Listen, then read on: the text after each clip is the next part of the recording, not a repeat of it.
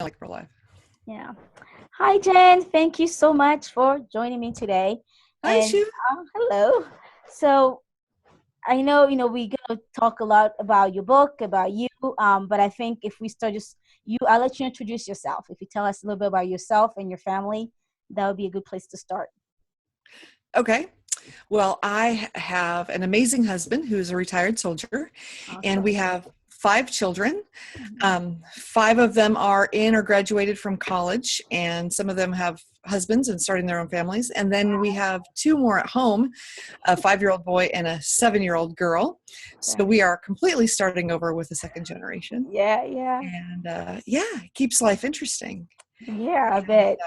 yeah, I have a blog, Chronically Positive Mom, that is about to merge with the Sick Mom's Guide. Hmm. And they are going to be working together as a team from now on. And then Awesome. I've got this great book coming out that I'm so excited about. Awesome. Yeah, I can't wait to talk about it. So I guess let us know too, where in the world are you? I know you're in the US, but I am well, this week I'm in Brentwood, Tennessee. okay. And in a couple of weeks, I will be in Franklin, Tennessee. So it's right next door, Okay. right in the heart of the South. Okay. Sounds good. Well, I good luck love it. with the Yeah. move. Yeah, thank you. I'm originally from LA, Wow. but this is just, we chose to raise our kids here. So, Yeah. yeah, I like it a lot. Yeah. And I know doing things for families, the things that work for your family is very important. So I'm glad that you chose to raise your family there and you're making it work for you guys. That's pretty cool. Yeah. Yeah. Yeah. And it's grown a lot here too. Now there's so much to do, more than there was when we first moved here. So it's a really great place. Awesome. Awesome. So what's something that's unique about you? Something that maybe would not be obvious to any of us?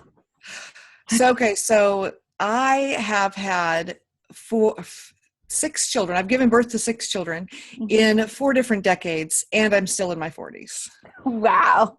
You've been a busy mom and you're still a So, busy mom. and I didn't start till I was 21. So that math sounds really weird, but I've had a child in the 80s, 90s, 2000s, and 2010s.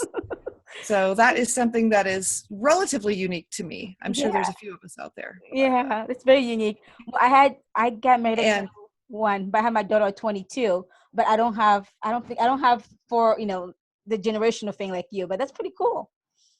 so, yeah. And we homeschool. So I will have gone through high school 7 times by the time we're finished, Wow. Awesome. which is not something that I think anybody would want to do more than once.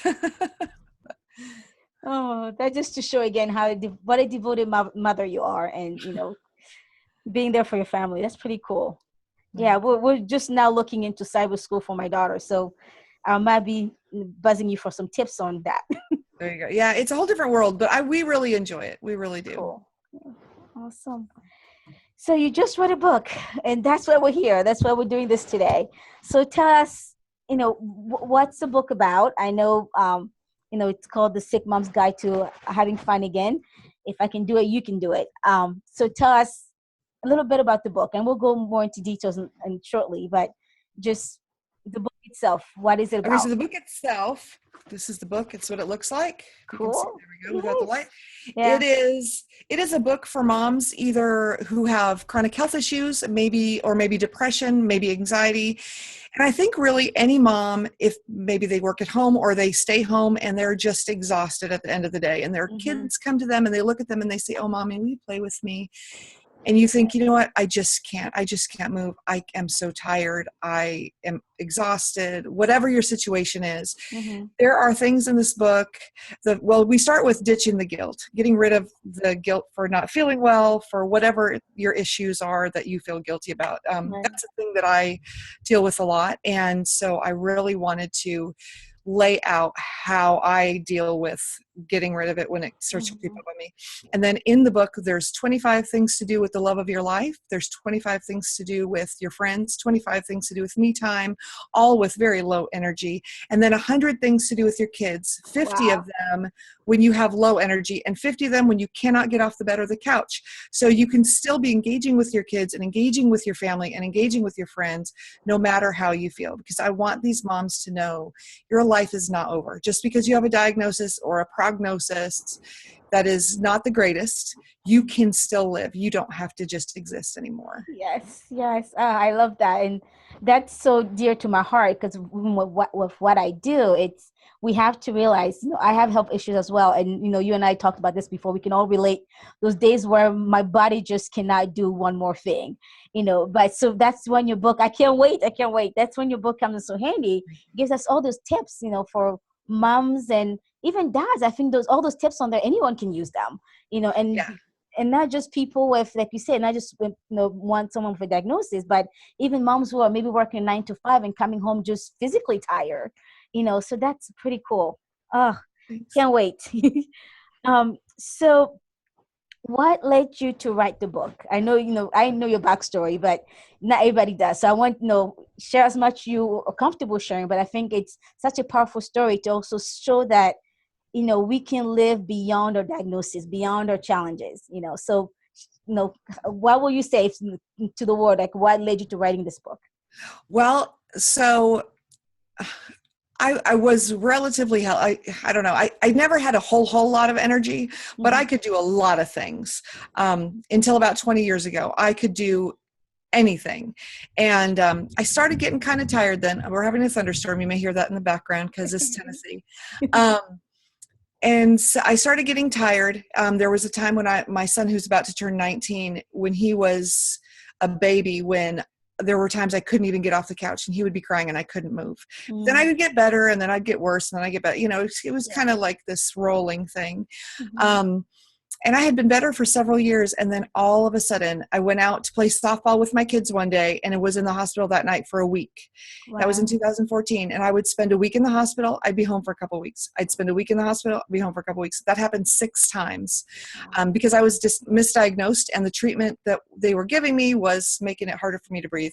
But while I was in the hospital, my young children were 2 and 4 then, they would come to the hospital and want to do things with me. And I was like, there's nothing I can do. I can't do a thing, and then I was home in bed for 4 months. I couldn't get out of bed. I couldn't drive. I couldn't do anything at all. And I kept looking online to find there's got to be something. I mean, I'm not the only mom who doesn't feel well. There's moms with chronic fatigue and fibromyalgia. There's moms that are dealing with cancer and depression and so many different things. There has to be something out there to help us, right? But all I could find was blogs at that time that were just complaining. I'm so sick. I'm so miserable, which I get. I totally get that. And everybody does need to get it out. But I just couldn't find something for moms that was positive that told me, how can I clean my house and how can I do these things? And so, I just kept looking and searching and I was on this quest. And about a year ago, my husband and I sat down and I said, I just can't find it. And he said, well, maybe that means you need to create it. Awesome. And and I thought, well, yes, but I am a pretty negative person. I know that about myself. I don't like it in myself, but I grew up that way. I grew up with sarcasm as our sense of humor, and I grew up with a lot of yelling and not funness. And I said, I can't do this positive thing for moms and be a negative person because I don't want to be a hypocrite. And so I sat down for about a week and I thought about it, and my husband and I talked about it, and I thought, you know what, I'm going to change. I'm just going to change. Because if I think that change is going to be worth it for these other women, why am I not making that change for myself? And I literally changed in order to do this thing. But completely turn my life around, like absolutely, completely turn my life around from the point where, I was like, I'm so sick. What I have could potentially kill me. I'm just wallowing to, wait a minute. I have this disease. It could potentially kill me, but I'm going to live every minute of my life for my family, for myself in a positive way. And not only that, but I'm going to bring all these other women along with me, and we're all going to learn how to do this together. So that's where it started. And so I started a blog and I'm called Chronically Positive Mom, about and being realistically positive, not fake positive. I don't like that either. Because we need time to get things out, and we need time to be sad, and we need to give each other permission for that. I think in our culture, we don't, you're supposed to just suck it up and move on. Well, sometimes you need to, let it come out, and then we do need to move on though. And so, in February, I listened to this guy talking about writing a book and how you could just sit down and write a book in a weekend. And I tried it and I wrote my book in 8 days. Wow. And yeah, it needed to come out. It needed to happen. There's nothing like it out there. Yeah. There's nothing like it out there. There's nobody that is trying to help these moms with chronic illness feel better emotionally and bring them together with a support system, which is another thing that I've been building, is a worldwide support system. So I have women from 4 continents that are Wow. part of my system, and we're working on growing that. It's not as large, as right now it's a nice tight knit community, Mhm. and obviously I would like that to grow a lot. But right now it's nice because we really get to know each other in there. Yeah. And yeah, but I think with the book, it's going to reach a lot of women and just show them they don't have to. They don't have to just exist anymore. We can actually have fun. Yeah. Yeah. And I like your story, and you and I share, a lot in common, how we take those hardships, those things that are so difficult in our life, things that make our life sometimes unbearable, and turn that to something positive, to something that not only helps ourselves, but also helps others. And we'll bring, like you said, bringing all these women along, bringing all those other people who need the same thing, need that same message of, yes, you can live again. Yes, you can have joy again. And it is, for me, I find it is sad that in our medical community, we focus more on those, again, the physical health, so when you already have these disease or illnesses going on, that you're getting the medication, you're getting the treatment you need, but then sometimes we don't realize how much that affects our emotional well-being. So I like how you point that out. Yes, it's emotionally, it is draining to be sick. Just realizing what you lost, what you're not able to do now, what you wish you could have been doing tomorrow, and like I came and see how that will happen. But I like, just like you said, getting up and figure out how to make it work. And writing a book in 8 days, oh my, that's impressive. And knowing that you still have the same challenges. So what helped you? I guess what helped you make it happen? You did it in 8 days, and your diagnosis did not change. You still had children in the home that needed you. You still had a husband, that needed you. You still had a family to run, and on top of your medical needs. So how did you, what kept you going those 8 days? Like, just walk us through it. Well, it really was, I don't know, it just was in me and it had to come out. So most of my writing was on the weekend. So my husband was home. And so I said, I'm going to leave you with the kids. I want 2 hours in the room, because I have a little office here, but my bed is my main office. Mm-hmm. Because it's hard for me to sit up for long periods of time. Right. So I just brought the computer in there. And so 2 hours the first Saturday, 3 hours the first Sunday, I just threw out all kinds of ideas. Mm. And then I kind of connected them a little bit during the week. And then the following weekend, I filled in everything and colored it all in. And it took 2 months to edit, though, because when things come out that fast, Yeah. I wasn't going for perfection as I wrote. I was just getting it out. And I learned that you can, through the Google Docs, Mm-hmm. it's hard for me sometimes for my fingers to work right. Mm-hmm. I have things in my head, and sometimes the words don't come out of my mouth or on the keyboard like I want them to. Mm-hmm. But it is easier to speak than write for me. So I did a lot of voice writing, Mm-hmm. and Google thinks a lot of things are really funny when you go back and read it again. So I did. It wrote some creative things for me.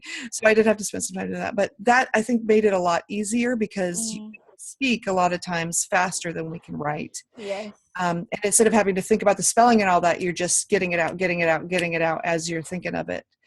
So yeah, and so then it was there. And I actually cut 3 chapters out of the book that I had written for the next book, because they didn't seem as fun. And so that'll be a different book. Well, so that gives us, wanting more. So there's more to come, right? So there's more. There's going to be 2 books. There's going to be 2 more books. Yeah. Are you going to write in 8 days again, or a little longer? I don't know. I would like to write it in 8 days, because that made it really so much better. Yeah. But I have in my head already what I want. The book that was going to be the 3rd book may turn out to be the 2nd book, but it's not fun. But it's needed. It's needed. Yeah. That's what keeps life real. We have those times, like you said earlier, we have to allow or it's time ourselves time and space to grieve those unpleasant things in our lives, and it's just part of life, you Yeah. know.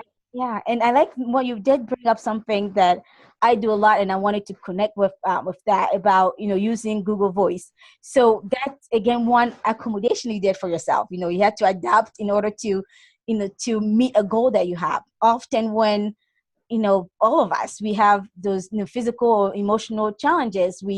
It's easy to only focus on what you cannot do, and you have to kind of get creative and think out the box about how you can still do those things if you bring in accommodations and adaptations to make it work. I just recently, actually, I have joint problems, so typing writing actually hurts my hand even to write. I was trying to sign for my daughter's paperwork and I couldn't sign. That's how like I said, you're not familiar with all the pain issues. But Yeah. I recently bought a dragon software, so I do the same thing. And I tried Google Doc, and it was funny because with my accent, Google was creating all kinds of words that I didn't really say. It was just too funny. So now I'm trying Dragon, and that software seems to work pretty well. But Oh, good. it brings us just again how we can still do a lot of things if we just might do it differently, but we can still do it. Exactly. Well, and one of the accommodations that I have that has been fabulous for me is I have a hospital table like you would have in a hospital Yeah. bed, Yeah. that comes up right next to my bed. And so it Yes. can either go next to it or it can swivel over and go on it. So the Mm. days that I can't get out of bed, the kids and I can still play games. I can still work. I can do whatever I need to do. And it's just all right from there. And, that we'll put a computer up there and we'll watch a movie or something and just cuddle super close. Yeah. And so it's funny because to my kids, mom having a hospital table and being in bed is totally normal, Yes. but I know to a lot of other people that would not seem normal, but Mhm. we just make whatever our normal is be normal for the kids. And I think that's Exactly. another thing is just letting go of that guilt. Like at first I felt so guilty and so bad. Like my Mm. kids' childhood is different. Yes. um, but as long as I love them and I do everything I can for them, then it's good. They're Yeah. having a good childhood. It's just it doesn't look this as the same picture as everyone else's. But Right. And just to piggyback on that, it shouldn't look the same because we're all different, we're all unique, and it's okay to celebrate what makes us us, And like I just with my family, yes, it's different. Those days, if I have a really bad migraine, I might not be able to get out of bed. So yes, I'll have the kids there. We'll watch a movie there, and it's you have, and I think our kids, as like we say, maybe not normal might look, it might not look normal, but our kids learn so many of life values through those time. We learn to care for each other because we had the need to do so. So yes, I'm not saying that it's okay to be sick, but through being sick allowed us to become stronger, allowed us to become closer to one another. And absolutely. it's seeing it from a different perspective does help. Yeah. Yeah. Yeah, and I think another thing of that too, part of what I want to do is, I know, like with you and me, we have invisible illnesses. So people Right. look at us and they have no idea. When I go out and I talk about writing this book, and people will say, "Well, why would you possibly write this book?" Because I Yeah. can get dressed up and I can go out for a little while. If I don't have to walk and have my cane, people wouldn't know until I've been out for about an hour, and then I start kind of leaning over because I can't sit up. But Yeah. and that kind of freaks people out. But I think there's an element of like, it's my dirty little secret. Like I never told anyone I was sick. I never wanted anyone to know how much I was in bed. What if they judge me? What if they don't think my kids belong with me? What if, they think I'm a bad person? And so I think there are so many women who hide how they really feel, and they get Mm. up and they go out and they pretend, and then they come home in this pile of like guilt and yoga pants buried Yes. under their covers. And I want people to feel like they have permission to go and say, this is my life. And Mm-hmm. let's work together. When you're having a good day and I'm having a rough day, then we can help each other. And then when the tables turn, then, I'll help you. And Yeah. I'm hoping to create a different atmosphere for people to be able to express it and not feel so bad anymore. Yeah, and the guilt is huge, and us trying to be like back to the normal, trying to be normal, right, quote unquote, and then we go out, we trying to be like everyone else because we think we should be like everybody else, and then we Yeah. come home, we pay for it. The days that I work too much, I physically pay for it. I just Oh yeah. recently, like a month ago, I did. I was doing a workshop at a conference, and I signed up to do the same session twice. right? And because I did build up last year, I only did once at that conference, and I built up to it. And yes, I can, like you say, physically, people think I can do all of this. So I did it. But I tell you, when I got home, my entire body was aching. We had to order food out, and as soon as we ate, we all sat on my bed and just watched TV. Physically, I was paying for it, but people saw the workshop was great. It was packed. People were standing in the back. It was huge. But again, my body did not take it. And, Right. because I was doing, the title was Living Beyond Diagnosis. So I could share with, people, like, if I need to sit, I need to sit.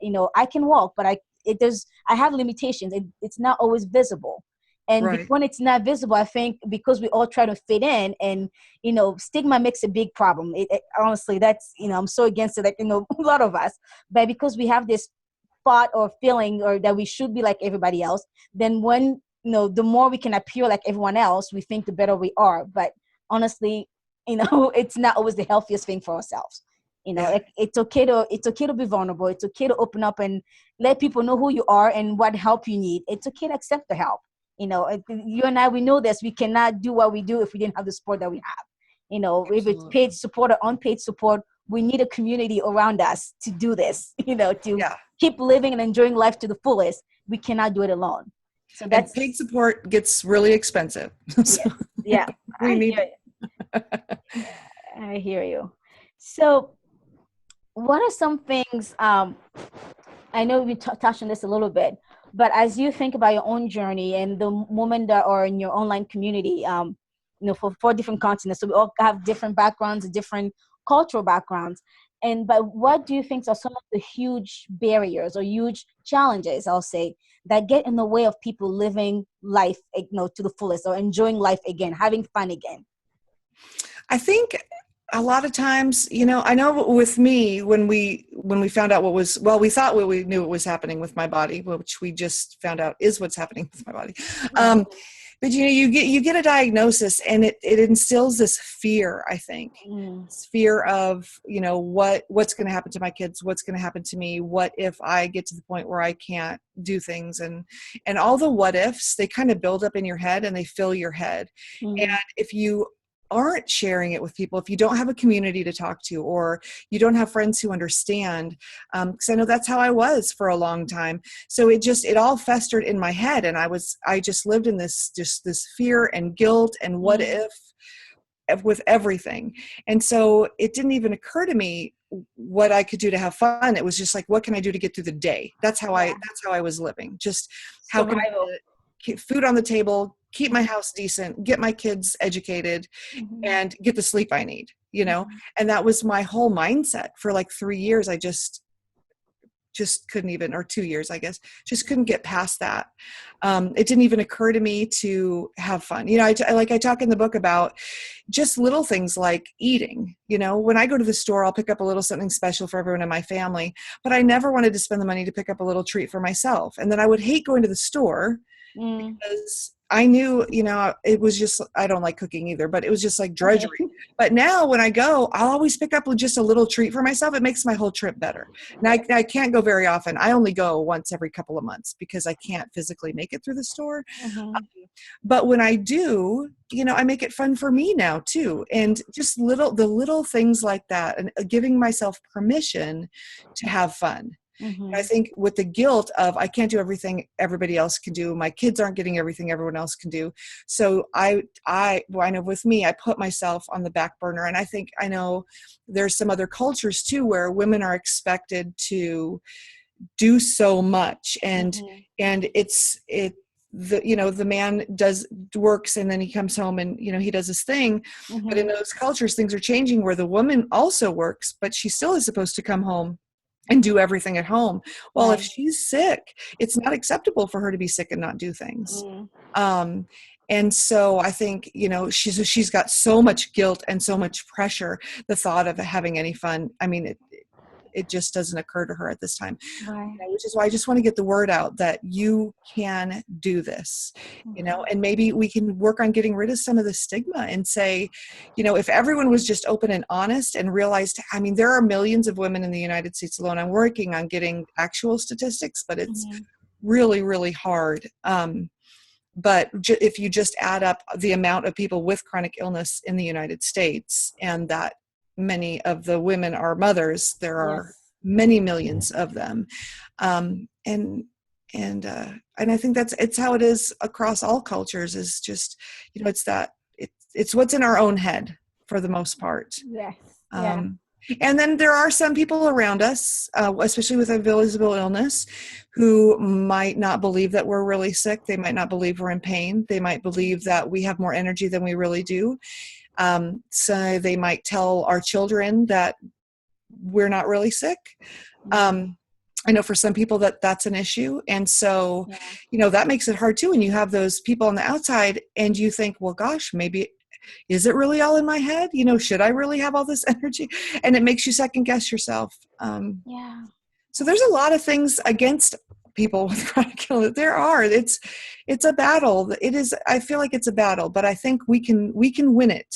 With the Yes. right mindset, we can go to bed at the end of the day feeling satisfied and knowing that we have lived that day instead of miserable, dreading what's coming next. Yes. That Yes. is my goal: is to help women get there. And Yeah. men too. I know more about how women think than I know Right. about how men think. Yeah. Yeah. And it's so true, because that's back to what we said earlier. We think about the physical part of being ill. We don't see about the emotional thing, or the mental process, even like what goes through our mind because we're sick. It's still with that fear. I don't know what's going to happen tomorrow. And then because of stigma, people make you doubt yourself, and you even start second guessing your own pain or your own function level. Like nobody knows you better than yourself. And Right. even I love doctors. Love science. It's useful.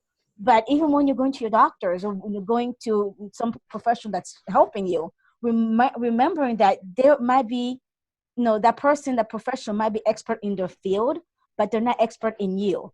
Only you can know exactly how the medication is affecting you, how much sleep you're able to get, or what your energy level. Those are things that only you can know. Right. Yeah, And that's a really good point. yeah, and with having people around you, maybe not, who are not able to see that, to see where you are and what support you need. I believe that's when counseling comes to play. It gives you those skills, not only to start advocating for yourself, but and also accepting, like we said earlier, allowing yourself the time to grieve those things, that those changes that happen to your body, to your physical health or emotional health. But counseling kind of creates that safe place for you to process what's happening, and then gives you the skills then to work on, like you say, on that mindset, changing your thoughts, and to see beyond what your actual situation, see beyond that diagnosis, beyond that challenge, and finding different ways to, again, have fun again, right? So it is, I just, again, love your story, and love what you're trying to do, and it's so needed. There's many of us out there. For many years, I didn't think I'll be able to do the things I'm doing now. And even as my physical health started deteriorating, the fear became even the biggest battle. It wasn't even Right. how my body was deteriorating. It was just the fear: what's going to happen to my kids? What's going to happen to me? If something happens Yeah. to me, I don't know what's going to happen to my kids. And I have kids with special needs on top of that, which you also relate to. And it's Yeah. like, oh boy, if I'm not there to hold the ship, what's going to happen? So Yeah. fear becomes a huge, huge barrier. I think of all of this. I think fear is like, oh, this huge, not little, but this huge mountain. Once you get past that fear and work through it, and have the skills to work through it, then all the over segue, if you want, like the support, and having the services, having the right treatment, all that come into play later, and it's even easier to navigate even the whole mental health or physical health systems, when you actually go through your own internal work first, like all that fear, and process that. So good. Thank you for sharing that. So No, you're welcome. what will you say? I know you touched a little bit, but what will you say to the person right now who has some kind of debilitating health condition, and they're like, well, it sounds all good, you did it, Shu did it, good for you, kudos, but I don't think this is going to work for me. What will you say to encourage them? I would say try it for a day. Just try. Um, well, and to get there, notice how you talk to yourself. I think that's the first thing, the Yes. self-talk, you know. Yes. when I'm so this and I'm so that and I'm so fat or clumsy or whatever the things are that you say in your head. Mm-hmm. Notice, for the great way to start is just notice how you talk to yourself. And if you hear yourself saying negative things, try to stop doing that and say more positive things to yourself. Mm-hmm. I think that is a great place to start. I think everybody can do that. There's a book called The Optimistic Child, and the whole first chapter of that is to the parents about your own self-talk. And at first I thought, well, that's silly. But then I realized, oh my goodness, I do that all day long. Mm-hmm. I had read that like a decade ago, and then I kind of forgot about it. And as I was going through this process recently, I thought, oh my goodness, I went back to doing that same thing. So, notice how you talk to yourself and say, you know what, I don't want you to fake positive. Nobody wants that, pretending that you're positive. That's not going to help you. But take one day where you just, instead, look for the good, look for the little sparkles of joy around you. Mm-hmm. If you're stuck in traffic, instead of thinking, oh my gosh, I'm late again, just think, okay, I'm with my kids. We're stuck here together. We can have a nice conversation. Nobody can go anywhere. Or look at the scenery, or, just find something good in whatever that is that day. And at the end of the day, decide, I know you're going to decide that was a better day. You have to decide that was a better day. And then just try it the next day. I think to think, oh my gosh, I'm living in the middle of all this chaos and guilt and pain and fear, and I'm instantly going to change it. I think that sounds unrealistic to a lot of people. Mm-hmm. A day at a time, that's a phrase for a reason. And I think, just find those little beadlets of joy. You can find them. And, and maybe it's a longer process. For a lot of people, it's going to be a longer process, and that's okay. But your kids will thank you for it because your face is going to look different. I used to think I was happy, and I was like this, that's not a happy face. That's a fake happy face. And I, like that, because I thought that was a smile, and I was like, why does everyone always think I'm mad all the time? Well, because my face said I was mad. Mm-hmm. Because inside the things I was thinking were mad things.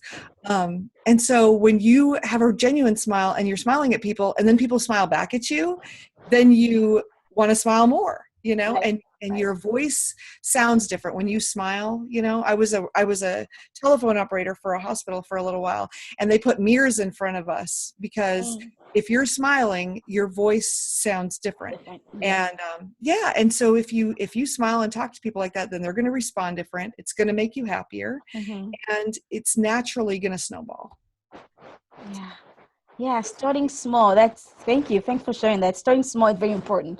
And like you said, things won't just change overnight and we're all better. Everything is, like we're living this life. No, it's a process. And it's starting where you are. And, I even say sometimes if you can't do a day, start with a half a day, start with an hour, start with 5 minutes. It's finding that, creating that time and space for yourself to actually enjoy life. I want to enjoy this for 5 minutes. And, with, like you say, the way we talk to ourselves, that's why I became a cognitive behavioral therapist, because I just love that whole process of, it's so true.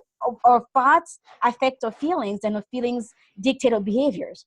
So when we start changing our thoughts, changing the way we think about ourselves and others and life in general, then we start having, like you said, we're smelling more genuinely. It's not a fake smile anymore, because you're actually enjoying it.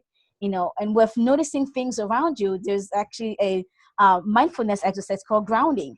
So that's usually what I start with all my clients. Like give yourself 5 minutes each day. We'll start with 5 minutes where you're gonna just sit and observe around you. Be aware of your surroundings. Then maybe name something that use all 5 senses. With something you smell, something you see, something you can touch, something you can hear, and that not only helps you be in the present, but you start noticing things that you didn't even notice before. You're like, oh my goodness, yeah, life was still going on when I was being depressed. Life was still going on when I was still beating on myself. Life was still going on. It might be there. You might notice more beauty in life when you take the time to be present. And that's Right. I like how you brought it up about being aware of what's going on around you. So thank you so much. So thank you again. Thank you for taking the time. I know you're busy. The book is launching, so you're busy. Doing all the good work that you're doing. So thank you again for making the time to talk with us today. And Well, I'm just thankful that you had me here. This has been really nice. I love talking to you, Shu. oh, likewise. And we can talk for hours. And so tell others. I know how to get a hold of you. I know how to reach you. But for everybody out there, how can they get the book? How can they connect with your online community of mothers who are with chronic illnesses, and any other contact info if they just want maybe to have a question or want to follow up, after watching this video, like how can they connect with you? Okay, well, if you go, the book is available on Amazon, and it's called The Sick Mom's Guide to Having Fun Again. But if you type in "sick mom," you will see this picture as number one or number two. What comes up? Awesome. So it's real easy to find on Amazon. And if you go to thesickmomsguide.com, you can go to the contact me page. You can shoot me an email. I will personally email you back. And if you want to join our support group, it's on Facebook. It's Chronically Positive Moms is the Facebook group. And we would love to have you come and join us. We have got the best group of women in there. It is totally positive all the time. You have something that you're dealing with, you can pop in there and you'll have a ton of people that just want to help you and make you feel better. So it's a really nice place. Yes, and it makes such a big difference. Thank you again for all the work you do. And, thank you. For everyone out there, that's how you can get the book. That's how you connect to the Facebook group and also get a hold of Jen. And if you are dealing with your own, getting over that fear and getting over that what's going to happen, or the emotional piece of having a chronic illness, you can also shoot me email. My website is graceandhopeconsulting.com, and my email is Shu, which is spelled CHOU, at graceandhopeconsulting.com.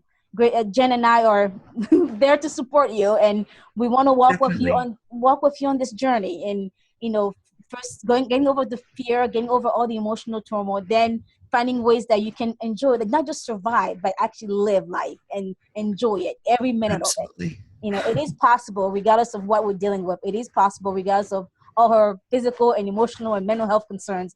We can still enjoy life and have fun. So please grab the book. It is really good. It's a good book. And the tips on there, she said, you can be sitting in bed and enjoy so much fun, time with your family. And I love it. So thanks again, Jen. And guys, please go grab the book. Get on Amazon right now and grab the book. Thank you so much for having me today. I really appreciate it. Thank you.